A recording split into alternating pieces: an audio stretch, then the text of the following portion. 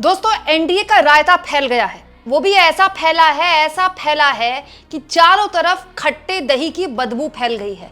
हालत ही हो गई है कि एनडीए के एक सांसद ने तुरंत इस्तीफा दे दिया। जी हाँ, और तो और एक एमएलए यानी कि एक विधायक हैं जो मुख्यमंत्री के घर के बाहर धरने पर बैठ गए हैं। दोस्तों एनडीए में टिकट बंटवारे का फॉर्मूला तय हुआ, उसके बाद नीतीश कुमार गए कोप भवन में, अपने पार्टी के नेताओं को हड़काया अलग, बीजेपी को संदेश दे दिया अलग। ये सब कुछ ड्रामा चल ही रहा था, तभी असली ड्रामा तब शुरू हुआ जब एनडीए के एक सांसद ने सीधा इस्तीफा दे दिया, अपना सांसद पद छोड़ दिया। और ये जानकारी वो ओम बिरला को भेज सकते थे क्योंकि वो सांसद थे, लेकिन ये जानकारी वो अपने प्रदेश के मुख्यमंत्री नीतीश कुमार को भेज रहे हैं। दोस्तों बिहार में बीजेपी ने और बीजेपी के चाणक्य जी ने सोचा भी नहीं होगा कि ऐसा तमाशा होगा।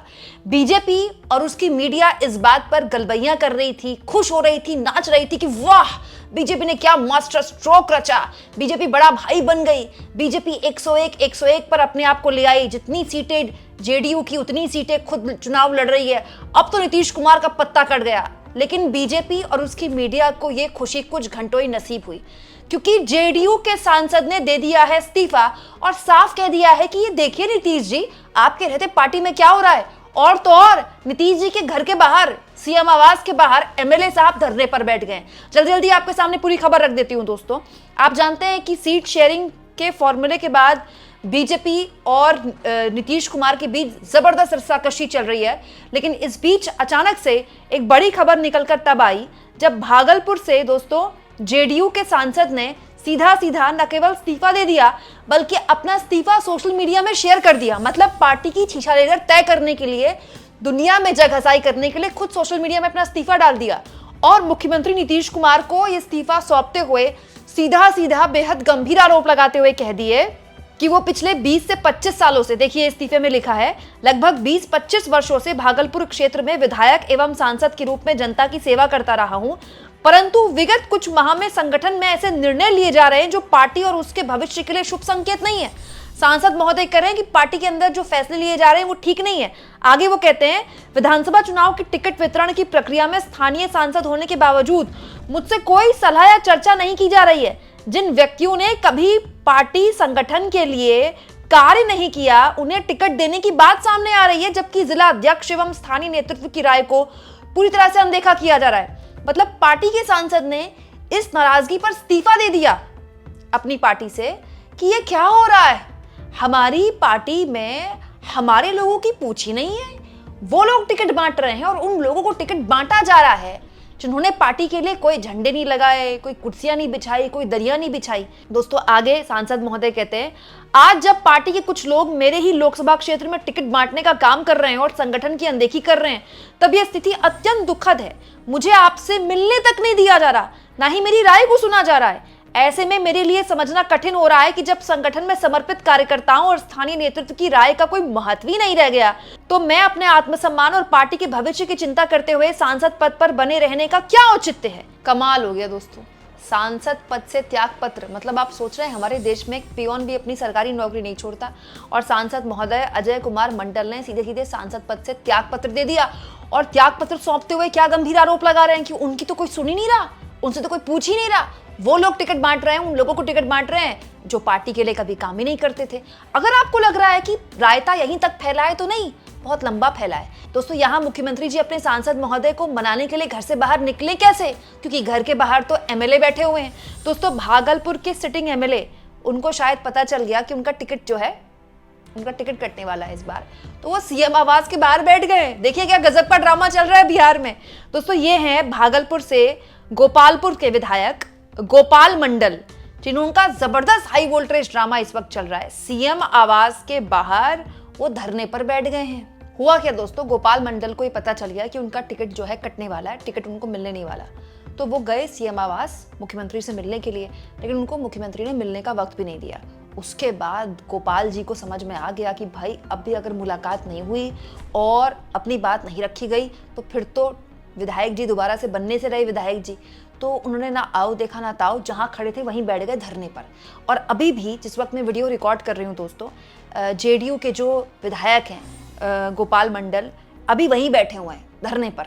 और तो और जब मीडिया ने उनसे बात की कि आप यहाँ क्यों बैठे हुए हैं, तो बाकायदा मीडिया को बताते हैं कि हम यहाँ इसलिए आए क्योंकि हमको मुख्यमंत्री से मिलना था, मुख्यमंत्री ने वक्त नहीं दिया मिलने के लिए, लेकिन हम मिले बिना जाएंगे नहीं और टिकट लिए बिना जाएंगे नहीं। मतलब विधायक जी खुद कह रहे हैं हम टिकट लेने आए हैं, यहाँ टिकट लिए बिना जाएंगे नहीं और मिले बिना भी नहीं जाएंगे।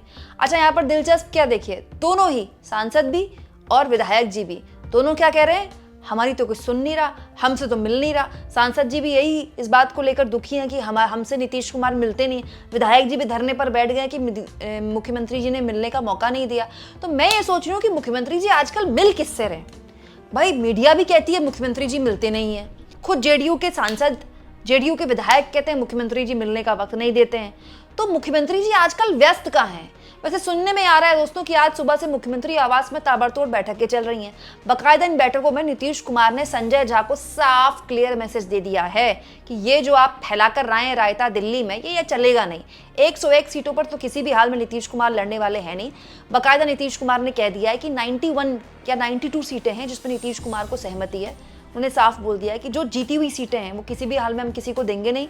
अगर हमारी जीती हुई सीटें किसी और को मिलेंगी तो हम दूसरे की जीती हुई सीटें लेंगे।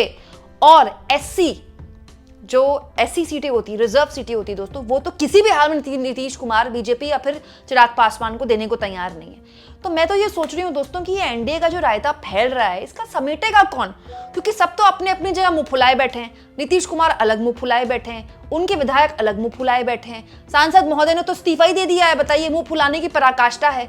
ऊपर से बीजेपी दिल्ली में बैठकर लगातार मनाने की कोशिश कर रही है, मान मनोवल करने की कोशिश कर रही है कि नीतीश कुमार को मना लिया जाए। आप सोचिए दोस्तों, बीजेपी के चाणक्य सोच रहे होंगे कि ये आखिर हुआ क्या। बीजेपी के चाणक्य को लगा होगा कि भैया ये महाराष्ट्र वाला है मामला, तो एकनाथ शिंदे को बिठाया, अजित पवार को बिठाया, सबको समझाया और मामला सलट गया। लेकिन उनको समझ में आ गया होगा अब कि भाई ये बिहार है, बिहार में ये सब नहीं चलता। इन सब में दोस्तों हो क्या रहा है, बीच चुनाव में एनडीए का इतना खराब परसेप्शन जा रहा है, इतना खराब परसेप्शन जा रहा है। जो गठबंधन आपस में इतना लड़ रहा है, जिसके विधायक धरने पर, जिसके सांसद इस्तीफा दे रहे हैं, जिसके तमाम सहयोगी दल एक दूसरे की काट छांट लगे हुए हैं, एक दूसरे की सीटें खाने में लगे हुए हैं, वो गठबंधन एकता से कैसे लड़ेगा। या आप मानकर चले कि कई सीटों पर फ्रेंडली मैच आपको देखने को मिलेगा। अब देखिए बीजेपी भी वैसे गजब है, बीजेपी को लगता है कि वो अपनी स्क्रिप्ट मीडिया में पहुंचाएगी और मतलब बिहार की जनता समझ जाएगी। स्क्रिप्ट देखिए बिल्कुल एक जैसी है। सम्राट चौधरी भी लिख रहे हैं कि सौहार्दपूर्ण माहौल में बातचीत खत्म हो गई है। ठीक है, अभी थोड़ी देर पहले का ये पोस्ट है बीजेपी के उप मुख्यमंत्री। देखिए उपेंद्र कुशवाहा भी सेम स्क्रिप्ट लिख रहे हैं जो कल तक नाराज बैठे हुए थे, सौहार्दपूर्ण बातचीत पूरी हो गई। चिराग पासवान भी सेम स्क्रिप्ट लिख रहे हैं, सौहार्दपूर्ण माहौल में बातचीत पूरी हो गई। अरे तो बातचीत पूरी होगी तो नीतीश कुमार की तरफ से आ जाए ऐसा कोई पोस्ट, या नीतीश कुमार ने जो कल प्रेस कॉन्फ्रेंस कैंसिल की थी वो दोबारा से कर लें। ये कैसा सौहार्दपूर्ण माहौल है दोस्तों, जो सोशल मीडिया में तो दिखाई दे रहा है लेकिन जमीन पर तो कुछ और ही दिखाई दे रहा है। आप इस मुद्दे पर क्या सोचते हैं दोस्तों? ऐसे माहौल में ये एनडीए आपस में लड़ेगा या इंडिया से या फिर विपक्षी नेताओं से लड़ेगा? कमेंट बॉक्स में जरूर लिखिएगा और जितना हो सके चैनल को शेयर भी करें, सब्सक्राइब भी करें और थैंक्स और ज्वाइन के ऑप्शन से अगर आप चाहें तो कुछ आर्थिक मदद भी चैनल की जरूर करें।